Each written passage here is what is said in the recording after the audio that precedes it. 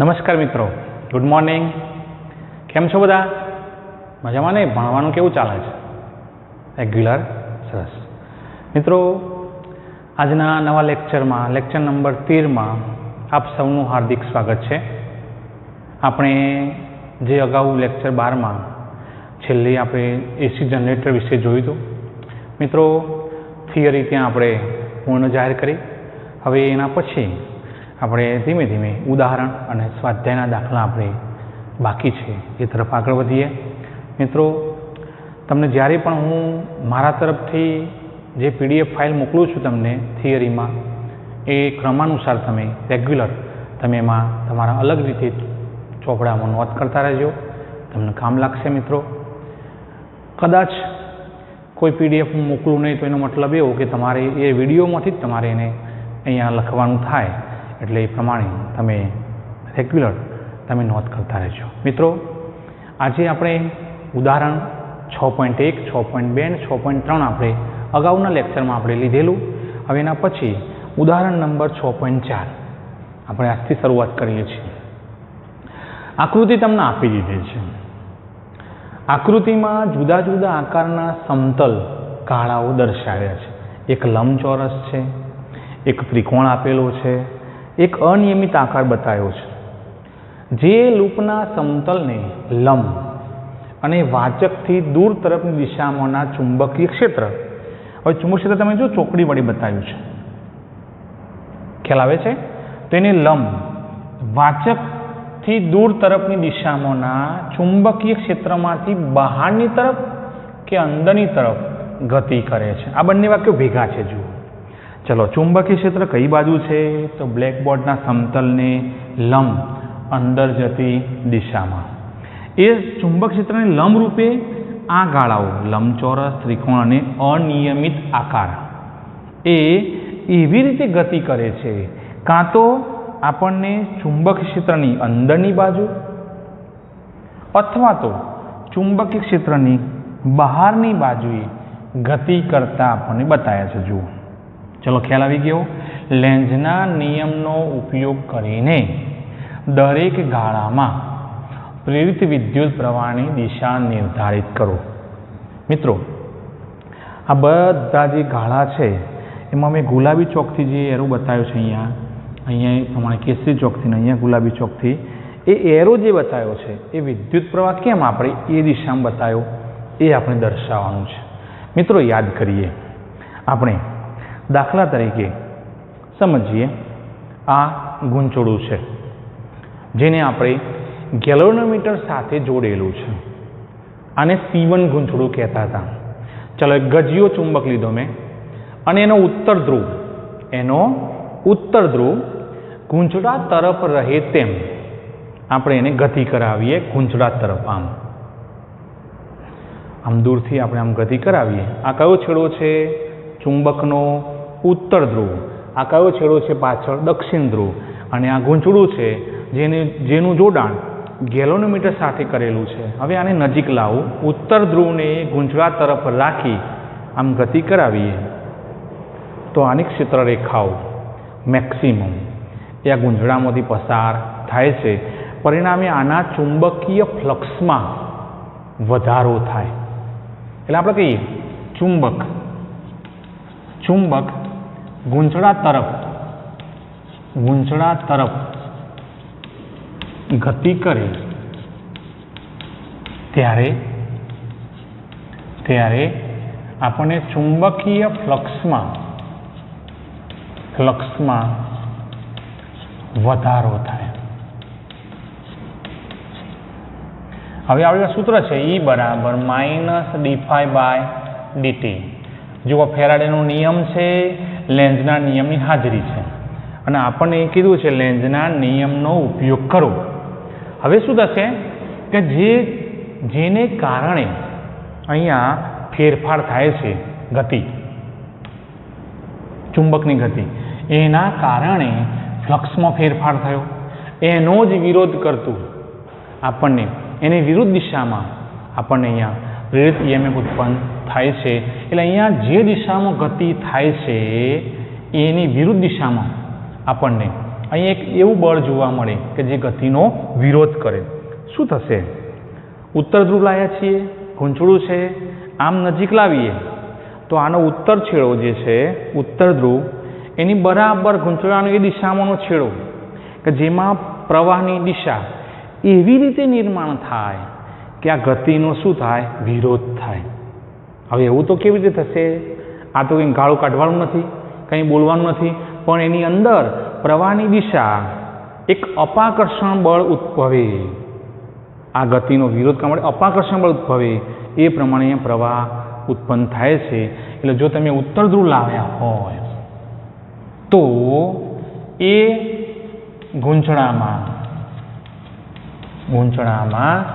ચુંબક તરફનો છેડો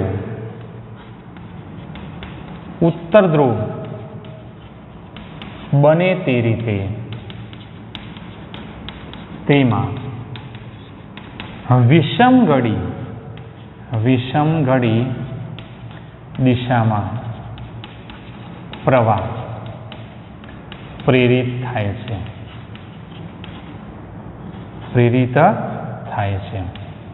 સમજ પડી ગઈ?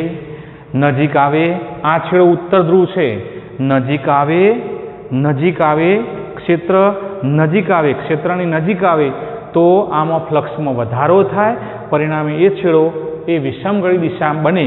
એટલે પ્રવાહની દિશા શું બનશે? વિષમઘડી દિશામાં. જો ચુંબક ગૂંચળાથી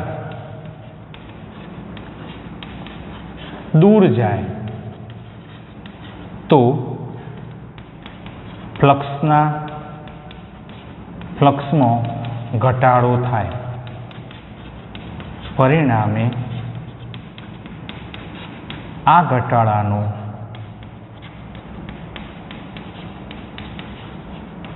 વિરોધ કરતું બળ ઉત્પન્ન થાય.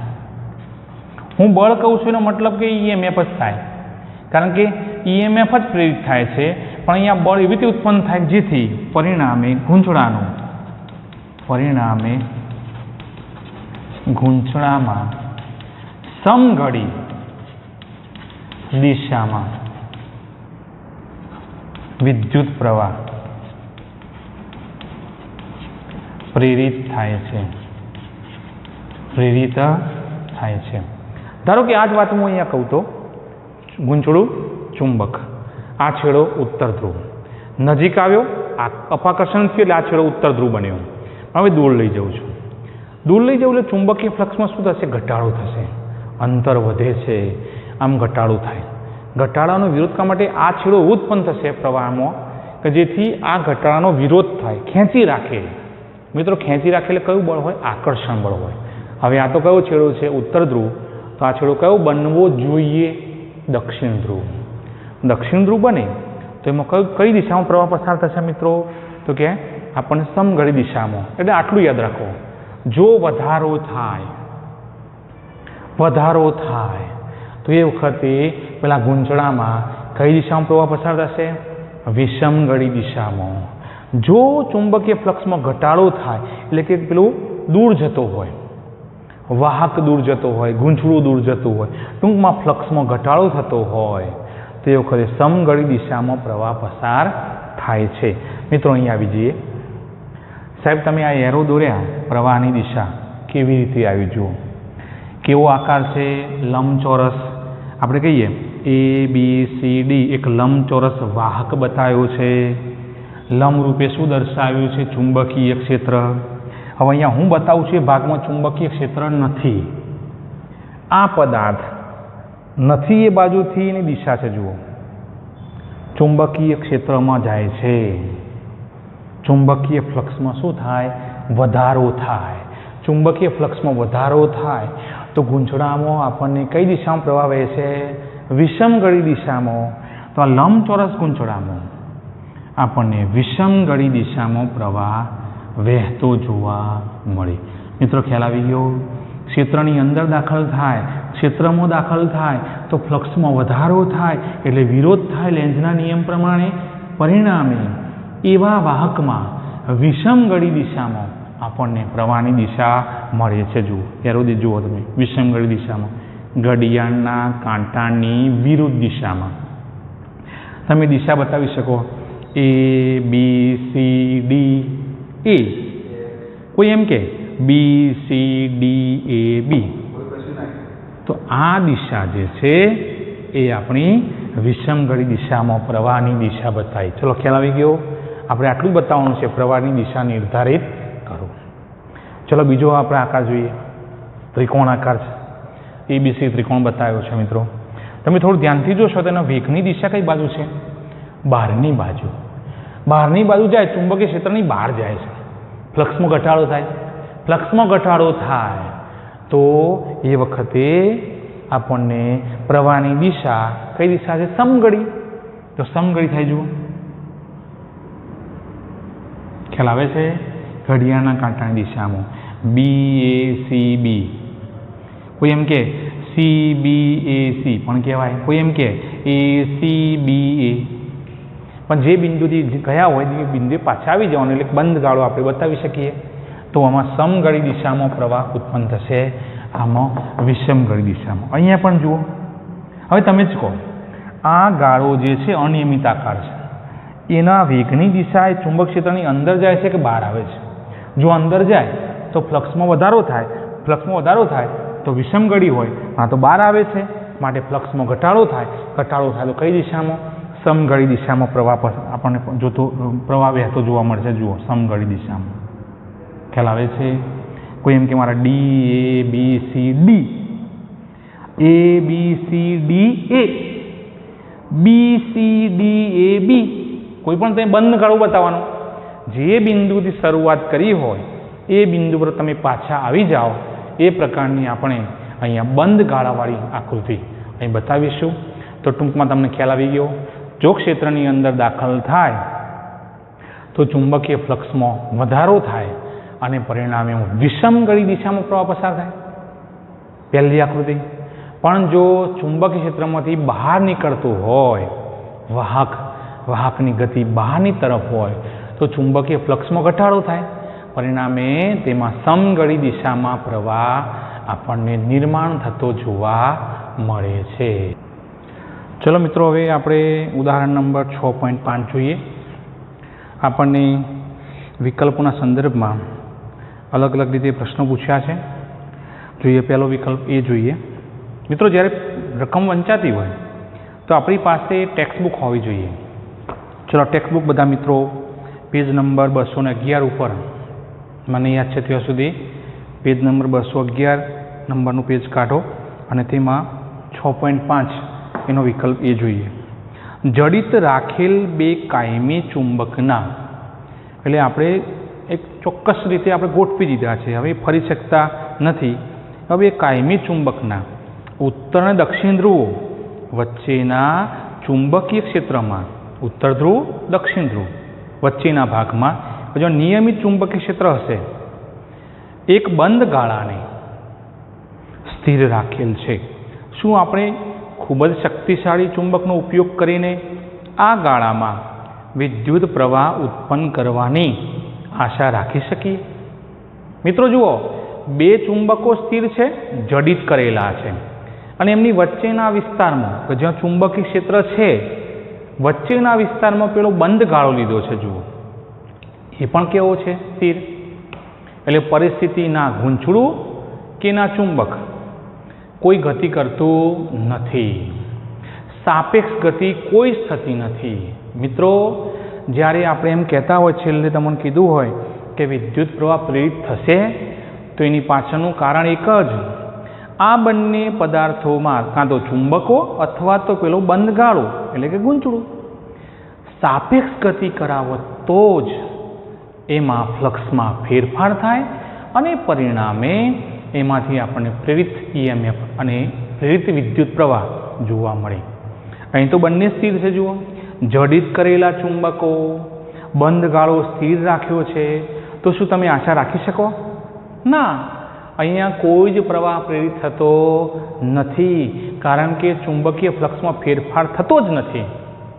સાપેક્ષ ગતિ થાય તો જ ફ્લક્સમાં ફેરફાર થાય, કોઈ જ રીતે ફેરફાર થતો ન હોવાથી આપણે પેલું સૂત્ર મૂકી શકીએ કે ભાઈ સૂત્ર કયું છે આપણી પાસે E બરાબર પ્રેરિત EMF E બરાબર માઇનસ ડી બાય ડીટી.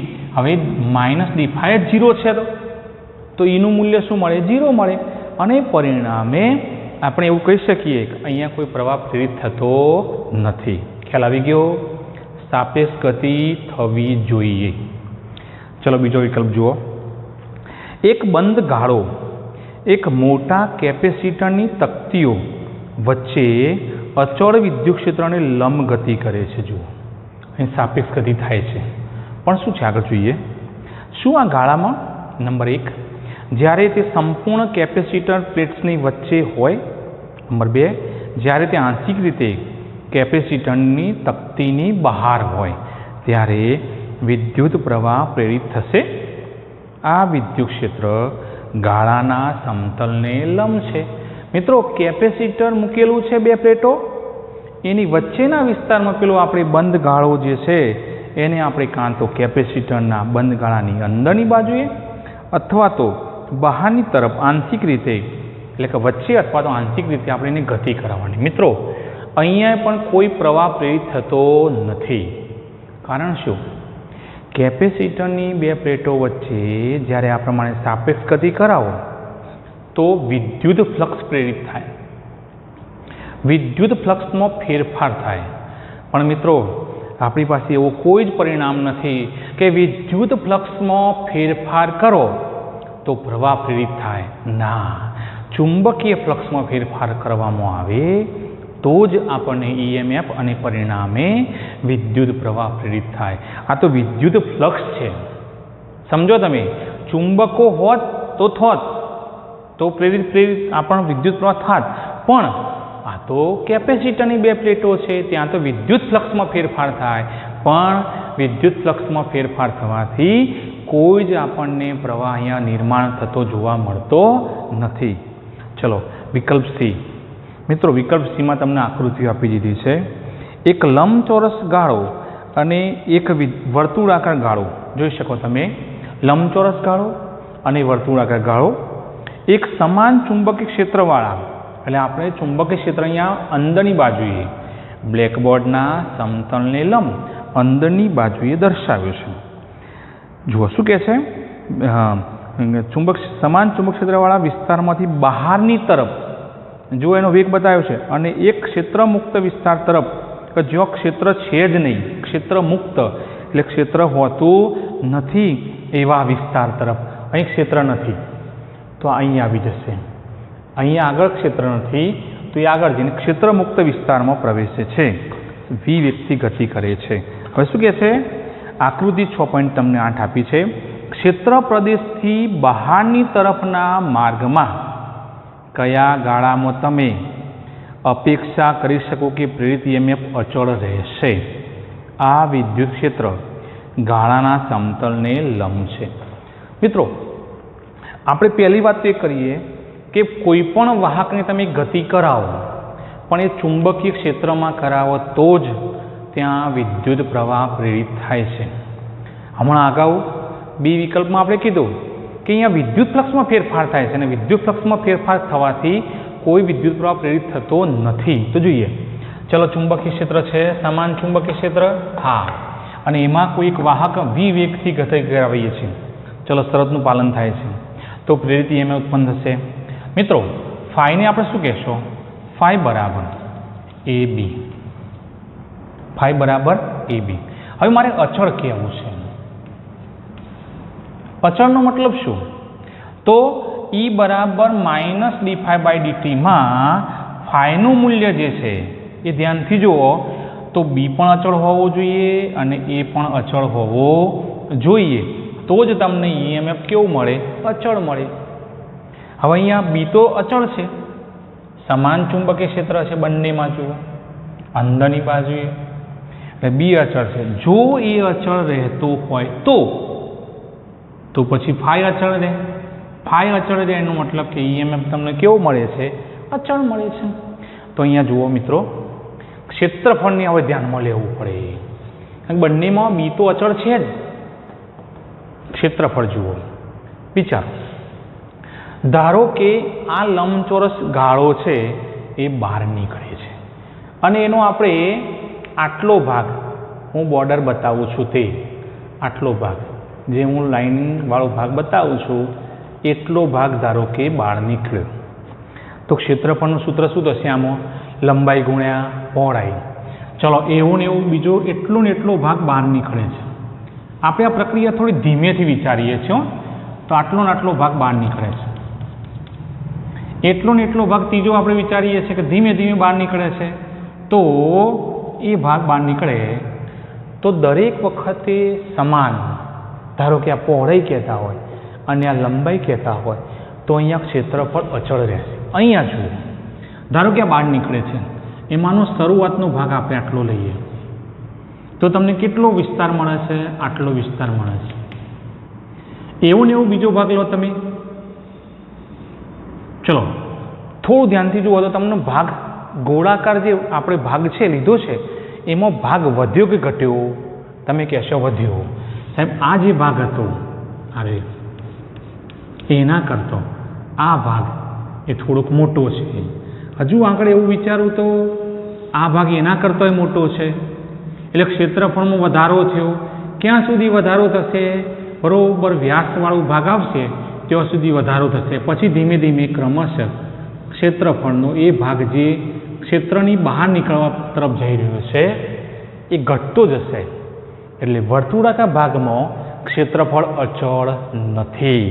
અહીંયા તમે છેક સુધી આવશો, છેક સુધી, તો પણ આપણને ભાગ તો કેવો રહેશે? પહેલો જે છે એટલો જ મળવાનો.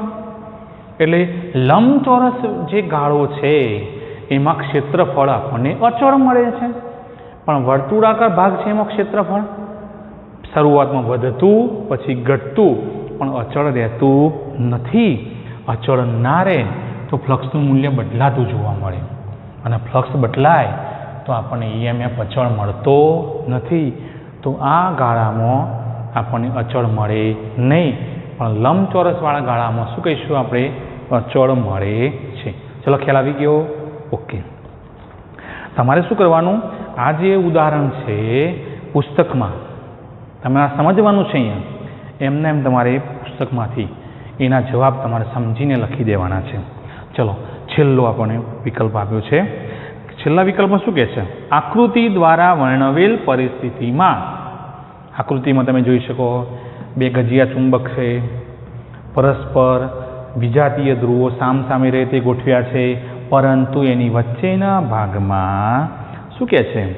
કેપેસિટરની ધ્રુવત્વ એટલે કે પોલારિટી ધન કે ઋણનું અનુમાન કરો.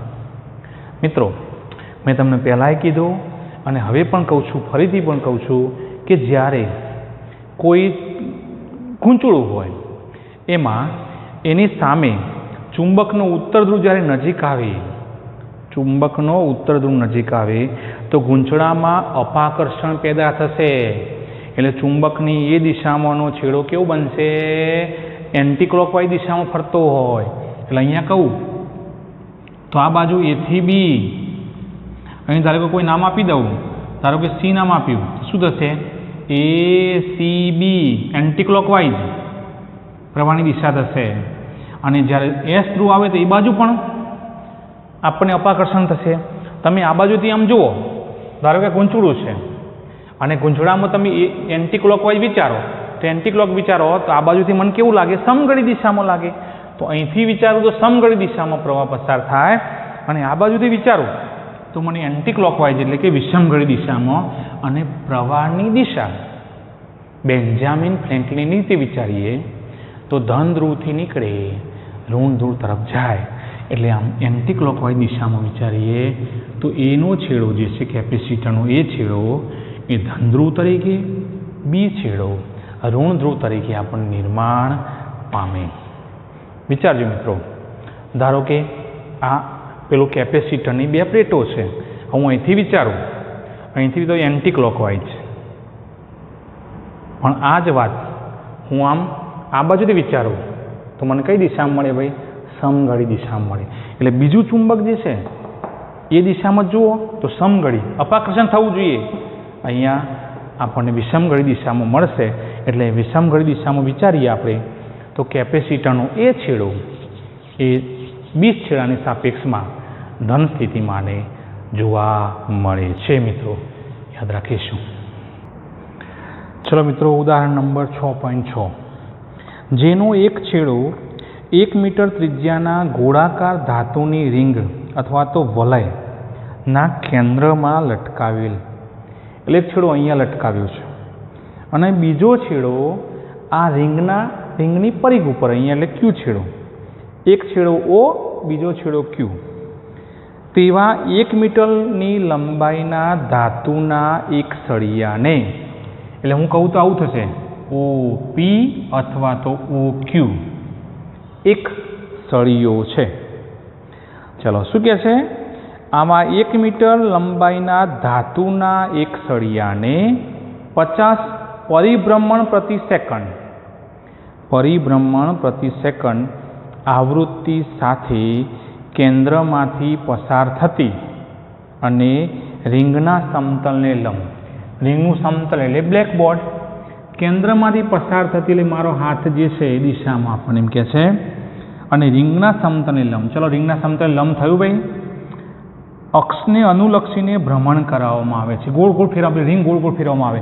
મારો હાથની આજુબાજુ રિંગ આમ ગોળ ગોળ ફેરવીએ તો આપણને વર્તુળાકાર માર્ગે આપણને કોણીય આવૃત્તિ મળે. એ 50 પરિભ્રમણ પ્રતિ સેકન્ડ થશે ઓમેગા. આકૃતિ અક્ષને સમાંતર, એટલે આરી અક્ષને સમાંતર એક ટેસ્લાનું અચળ અને એક સમાન ચુંબકીય ક્ષેત્ર બધે પ્રવર્તિત છે. એટલે આને સમાંતર, આમ પણ છે, આમ પણ છે, આમ પણ સમાંતર બને. પેલી કેન્દ્રમાંથી પસાર થતી અક્ષને શું થશે? સમાંતર બનશે. એટલે અક્ષ અને આપણું ચુંબકીય ક્ષેત્ર જે છે એ એકબીજાને સમાંતર બન્યું. આ કેન્દ્ર અને ધાતુની રિંગ વચ્ચે કેટલું EMF મળશે? મિત્રો, સળિયાની લંબાઈ જ આપણા માટે આ વર્તુળની ત્રિજ્યા L બરાબર R બરાબર કેટલા મીટર છે? 1 મીટર, બરોબર. પછી ઓમેગા તમને આપ્યું છે, ઓમેગા બરાબર 50 પરિભ્રમણ પ્રતિ સેકન્ડ, એને મારે રેડિયન પર સેકન્ડમાં ફેરવવું પડે. 50 ગુણ્યા 2π રેડિયન પર સેકન્ડ, 100π, 100π એટલે 314 રેડિયન પર સેકન્ડ. તમે પાઈની કિંમત કેટલી મૂકશો? 3.14 મૂકજો. ચલો, બી બરાબર 1 ટેસ્લા, બી બરાબર શું? 1 ટેસ્લા, અને EMF શોધવાનું છે. EMF E બરાબર શોધવાનું છે. મિત્રો, આપણને મૂલ્યો આટલા આપેલા છે. હવે આપણે જુઓ, આકૃતિમાં જે પ્રમાણે આપણને વર્ણન કરાયું છે એને ધ્યાનમાં લઈએ. સળિયો પહેલાં OP માર્ગ આપણે બતાવ્યો હતો. હવે એને એન્ટી ક્લોકવાઇઝમાં આપણે એને અહીંયા ફેરવીએ તો સળિયાનો જે છેડો આમ ગોળ ગોળ ફરતો જશે એ દરમિયાન એમાં આપણને સળિયો એક ચોક્કસ પ્રકારનો, આમ તો ધાતુનો સળિયો છે એટલે એમાં ઇલેક્ટ્રોન પ્રોટોન આવે, અને ઇલેક્ટ્રોન પ્રોટોન આવે તો એમાં વિદ્યુત ભારો પણ પ્રેરિત થશે. ધ્યાન આપજો. આવો આપણે એક આગળ પ્રશ્ન ભણી ગયા છીએ, થોડુંક આમાં આપણે વિચારીએ છીએ. ચલો, એ આમ છે. સળિયાને જો હું બહારની બાજુ વિવેકથી ગતિ કરાવું તો સળિયામાં P અને Q છેડો કીધો હતો. ધ્યાન આપજો, આપણે અગાઉની થિયરીનો જ ઉલ્લેખ કરીએ છીએ, પછી ત્યાં રકમમાં પાછા આવી જઈશું. ચલો, જ્યારે જમણી બાજુ વિવેગથી ગતિ કરાવીએ ત્યારે સળિયામાં રહેલા પ્રોટોન ઇલેક્ટ્રોન, એટલે કે ધન વિદ્યુત ભારો અને ઋણ વિદ્યુત ભારો પર એક બળ લાગશે. એ બળની દિશા વેગ vની વિરુદ્ધ દિશામાં હશે. એટલે એમાં રહેલા ઇલેક્ટ્રોન પર P થી Q છેડા તરફ બળ લાગશે. એટલે આ છેડો એ ઋણ વિદ્યુત ભારિત બને. અહીંયા કયો વિદ્યુત ભાર ખુલ્લો થશે? હું ખુલ્લો થાય છે એમ બોલું છું. કેમ? તો કે ધન વિદ્યુત ભારો એટલે ધન આયનો એ વજનમાં ભારે હોય, ભારે દળવાળા હોય, એમની ગતિ કરી શકતા નથી. એટલે એ અહીંયા જ હોય, બધી જગ્યાએ હોય, પણ અહીંયાથી ઇલેક્ટ્રોન અહીં આવી ગયા, કારણ કે મેક્સિમમ બળ અહીંયા જે રહેલા ઇલેક્ટ્રોન પર વધુ લાગશે અહીં આવી જેટલા ઇલેક્ટ્રોન નીચે આવશે એટલા અહીંયા ધન વિદ્યુત ભારો ખુલ્લા થશે, એટલે આ છેડો કેવો બનશે? ધન વિદ્યુત ભારિત. અને એ પ્રમાણે ધનથી ઋણ રૈવાજિક પ્રવાહ ઉપરથી નીચે. પણ આ જ વાત હું જોઉં આ પ્રમાણે લવવાહક અને સળિયો v વેગથી ગતિ કરાવો તે વખતે વેગ vની વિરુદ્ધ દિશામાં બળ લાગે એટલે અહીંયા ઇલેક્ટ્રોન પર અહીં ધારો કે Q કહ્યું હું P કહું તો Q થી P તરફ આપણને બળ લાગશે એટલે ઇલેક્ટ્રોન અહીંયા ભેગા થશે, અહીંયા ધન વિદ્યુત ભારો જોવા મળે એટલે આ પ્લસ થશે, તો નીચેથી રૈવાજિક પ્રવાહ આમ ઉત્પન્ન થશે. હવે અહીંયા જુઓ આપણે આકૃતિમાં પાછા આવી જઈએ, સળિયાને આમ ગતિ કરાવીએ છીએ. હવે આ છેડો તો બંધિત છે, જડિત કહેવાય, એટલે આ છેડો ગતિ કરે એટલે હું ધારો કે એમ કહી દઉં કે આ પ્રમાણે ગતિ કરે છે. બહારની બાજુએ ગતિ કરે છે. ખ્યાલ આવી ગયો? આમ ગતિ કરે છે. તે વખતે આ છેડો સરખાવો તમે, બહારની બાજુ ગતિ કરે તો ઉપરનો છેડો ધન વિદ્યુત ભારિત, એટલે અહીંયા ધન વિદ્યુત ભારિત બને અને અહીંયા શું બનશે? ઋણ વિદ્યુત ભારિત. એટલે સળિયાનો Q છેડો મેં બતાવ્યું એમ એ ધન છેડો બન્યો અને અહીંયા ઋણ છેડો, એટલે સળિયામાં ધનથી ઋણ તરફ આપણને વિદ્યુત પ્રવાહ જોવા મળે છે. મિત્રો બીજા શબ્દોમાં કહું તો સળિયો એક ચોક્કસ બેટરીના સંદર્ભમાં અહીંયા નિર્માણ થયું એમ કહેવાય, EMF નિર્માણ પામે અને સળિયાની બહારની બાજુ જે છે એ દિશામાં આપણને પ્રવાહ ત્યાંથી આપણને જોવા મળે, એટલે સમગ્ર રિંગ ઉપર એ પ્રવાહ એ નિર્માણ થાય. ખ્યાલ આવી ગયો? પણ આ પ્રક્રિયા હવે ચોક્કસ મૂલ્ય પર આવે ત્યારે સ્થિર થઈ જાય, સ્થિર સ્થિતિ પ્રાપ્ત કરે છે અને પરિણામે જેટલો પ્રવાહ અહીં ઉત્પન્ન થયો હવે અચળ વેગ જ આવે અને એ વખતે પછી આપણને પેલા સ્થિર સ્થિતિમાં હોવાથી EMFનો ઉપયોગ કરીએ તો એ વખતે ફક્ત ને ફક્ત એક ચોક્કસ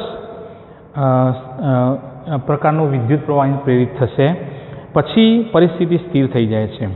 મિત્રો EMF ઉત્પન્ન થાય અને EMFનું સૂત્ર શું છે? E બરાબર BVL. એનો આપણે ઉપયોગ કરીએ તો સળિયો અહીંયા ચુંબકીય ક્ષેત્રને લંબરૂપે એ ગતિ કરતો હોવાથી તેની લંબાઈમાં અહીંયા dr જેટલો ફેરફાર થાય છે, જેનું મૂલ્ય આપણે EMFના સંદર્ભમાં મિત્રો આ પ્રમાણે લખી શકીએ. જુઓ આપણી પાસે E બરાબર BVL, આમાં લંબાઈમાં ફેરફાર થાય છે એટલે તેમાં સૂક્ષ્મ ફેરફાર બતાવીએ તો BVR જેટલો ફેરફાર થાય તો અહીંયા શું મળશે? પ્રેરિત EMFનું મૂલ્ય પણ આપણને સૂક્ષ્મ મળે છે. એટલે કુલ પ્રેરિત EMF E બરાબર મારે કહેવું હોય તો આવા આપણને EMFનું આપણે સંકલન દ્વારા આપણે સરવાળો કરીને મેળવી શકીએ છીએ. બરાબર સંકલન BVDR. શેમાં ફેરફાર થાય છે? તો કે લંબાઈ ત્રિજ્યામાં માટેનો સીમાઓ કહીએ તો 0 થી R, કેન્દ્રમાં 0 મૂલ્ય અને વધુમાં વધુ કેટલી લંબાઈ સુધી જાય? આપણને R જેટલી. આને કહીશું આપણે પ્રેરિત EMF E. આપણને ખબર છે કે ઓમેગા જેટલા આપણને પરિભ્રમણથી આપણે ભ્રમણ કરાવીએ તો V બરાબર ઓમેગા R. 11મા ધોરણ ભણી ગયા મિત્રો, તો E બરાબર સંકલન 0 થી R B ઓમેગા R, Vની જગ્યાએ કિંમત મૂકી અને dr. ચલો ચુંબકીય ક્ષેત્ર સમાન છે, ઓમેગાની કિંમત પણ અચળ છે, એક જ વાર આપણે કિંમત લખી છે, તે બંને બહાર મૂકીએ તો આવું મળશે સંકલન 0 થી R dr. ચલો બરાબર B ઓમેગા. સંકલન કરીએ એ પછી આપણે સીમાઓ દ્વારા બતાવીએ. ચલો આરના ઉપર ઘાત કેટલી છે? 1. કેટલી થશે? 2. નીચે પણ 2. 0 થી R. ચલો અહીંયા આપણે આગળ વધીએ છીએ મિત્રો. અહીંયા E બરાબર B ઓમેગા. ચલો આરની જગ્યાએ પહેલાં કેપિટલ આર મૂકીએ એટલે r²/2 - 0²/2 0 અધસીમા. હવે થયું શું b r²/2 b r²/2 એટલે અહીંયા જે આર લઈએ આપણે કેપિટલ પણ લખી શકીએ કારણ કેપિટલ લીધો છે એટલે. ચલો બરાબર 1/2. ચલો બીની કિંમત શું છે 1. બીની કિંમત શું છે આપણા માટે? ચલો ફરીથી જોઈએ બીની કિંમત કેટલી છે ભાઈ? 1 છે. 1 ટેસ્લા. 1 ટેસ્લાનું અચળ આપણને એવું કહે છે ગુણ્યા આરની કિંમત ઓમેગાની કિંમત મૂકીએ. ચલો ઓમેગા શું છે 314. આરની કિંમત 1 એનો વર્ગ ભાગ્યા 2 તો આવી ગયા 314/2 એટલે 157 વોલ્ટ મળે. 157 વોલ્ટ. જોઈ લો આપણે 314/2 કરો તો આપણને આવું મળશે મિત્રો 157. 157/2. મિત્રો તમે થોડુંક આ જે આકૃતિ છે ને થોડુંક આગળ વિચારો તો આપણું વાહનનું જે ટાયર આવે ને એમાં તમે જોજો પેલી સ્ટીલની જે ધારાની સળિયા હોય એના જેવું દેખાય જેવું. વર્તુળ જે છે એ સાયકલનો જે બહારનો ભાગ છે જેને વ્હીલ રીમ કહીએ આપણે એ ભાગ છે. અને OP, OQ, OR આપણે આગળને આગળ વિચારીએ આમને આમ. તમે ચલો એ અહીંયા આ બધા સળિયા થશે જુઓ. તમે ધ્યાનથી જુઓ સળિયાને શું કહેવાય? આરા સ્પોક.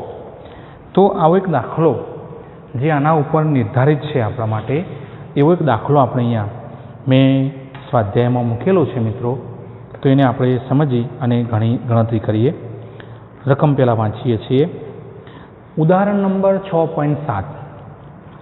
0.5 મીટરના લંબાઈના ધાતુના 10 આરા. મેં કીધું ને આ સળિયા ટાઈપનું જે છે એ બધા આરા છે. આમ ગોળ વર્તુળાકારમાં સળિયા જે કહીશું એ આરા છે. સ્પોક ધરાવતું એક ચક્ર એક સ્થળ પર પૃથ્વીના ચુંબકીય ક્ષેત્રના સમક્ષિતિજ ઘટક HE ને લંબ એવા એક સમતલમાં 120 પરિભ્રમણ પ્રતિ મિનિટ. મિત્રો પ્રતિ મિનિટ છે. પ્રતિ મિનિટ ઝડપે ફરે છે. 120 પરિભ્રમણ પ્રતિ મિનિટ. એને આપણે રેડિયન પર સેકન્ડમાં ફેરવવું પડે. ચલો પછી એક્સલ અને વ્હીલના રીમ વચ્ચે એટલે કે ધરી અને વ્હીલના રીમ વચ્ચે એટલે કેન્દ્ર અને એનું જે પરિઘ છે એ વચ્ચે પ્રેરિત EMF શું હશે તે નોંધો. 1 ગોસ બરાબર 10⁻⁴ ટેસ્લા. મિત્રો તો આ મૂલ્યોને આપણે અહીંયા આ પ્રમાણે મૂકી શકીએ. સળિયાની લંબાઈ આરાની લંબાઈ એટલે કે વર્તુળની ત્રિજ્યા 0.5 મીટર. આરાની સંખ્યા m બરાબર આપણને 10 આપેલી છે. ઓમેગા બરાબર 120 પરિભ્રમણ પ્રતિ મિનિટ છે. તો આપણે શું કરીશું? પરિભ્રમણ રેડિયનમાં ફેરવીશું અને મિનિટનું સેકન્ડમાં ફેરવીશું. યાદ રાખો પરિભ્રમણનું રેડિયન ફેરવો તો ધાવડી ગુણવાનું 2π બને. શું થયું? 120 × 2π સમ ફેરવે રેડિયન. મિનિટનું સેકન્ડમાં ફેરવીએ 1 મિનિટમાં કેટલા સેકન્ડ? 60. ચલો આનો જવાબ લઈએ કે તમને આટલો આવશે. ચુંબક ક્ષેત્રનું મૂલ્ય 0.4 ગોસ. 1 ગોસ બરાબર 10⁻⁴ ટેસ્લા. આપણે આટલું ચુંબક ક્ષેત્ર ટેસ્લા મળે. EMF નું મૂલ્ય મેળવવું છે. તો જો અહીંયા આપણી પાસે સૂત્ર છે EMF E બરાબર 1/2 B ઓમેગા r². B આપણને આપેલું છે ચુંબકીય ક્ષેત્ર. ઓમેગા આપણી પાસે આવ્યા અને આનું મૂલ્ય 0.5 મીટર. આનો ઉપયોગ કરીએ તો જવાબ કેટલો આવશે? 0.628 × 10⁻⁴ વોલ્ટ. મિત્રો થોડુંક તમે રકમમાં ધ્યાન આપો અને એના રકમમાં તમને આરાની સંખ્યા આપી દીધી છે. અને આપણે સૂત્રમાં જોવા જઈએ તો આરાની સંખ્યા મેળવવાની આપી નથી. દરેક આરા માટે EMF નું મૂલ્ય કેવું? સમાન. હવે દરેક આરા કેન્દ્રથી જોડાયેલો છે, પરિઘ ઉપર જોડાયેલો છે. તો દરેક આરા માટે આ EMF નું મૂલ્ય એક સરખું સમાંતર જોવા મળે છે. એટલે આપણે આ પ્રમાણે ઉદાહરણ નંબર 6.7 આપણે મૂકી શકીએ.